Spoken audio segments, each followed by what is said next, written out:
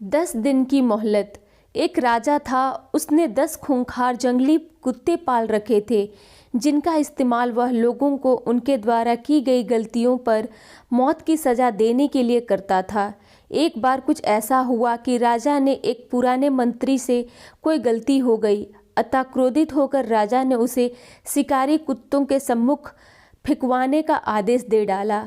सजा दिए जाने से पूर्व राजा ने मंत्री से उसकी आखिरी इच्छा पूछी। राजन, मैंने आज्ञाकारी सेवक के रूप में आपकी 10 सालों से सेवा की है। मैं सजा पाने से पहले आपसे 10 दिनों की मोहलत चाहता हूँ। मंत्री ने राजा से निवेदन किया। राजा ने उसकी बात मान ली। 10 दिन बाद राजा के सैनिक मंत्री को पकड़ कर लाते हैं और राजा का इशारा पाते ही उसे खूंखार कुत्तों के सामने फेंक देते हैं।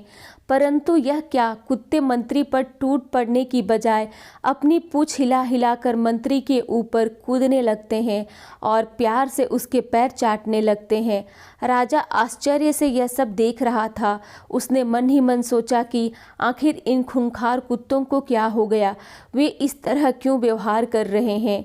आखिरकार राजा से रहा नहीं गया। उसने मंत्री से पूछा, ये क्या हो रहा है? ये कुत्ते तुम्हें काटने के बजाय तुम्हारे साथ खेल रहे हैं। राजन, मैंने आपसे जो 10 दिनों की मोहलत ली थी, उसका एक एक क्षण मैं इन 10 कुत्तों को नहलाया, खाना खिलाता, वह हर तरह से उसका ध्यान रखता।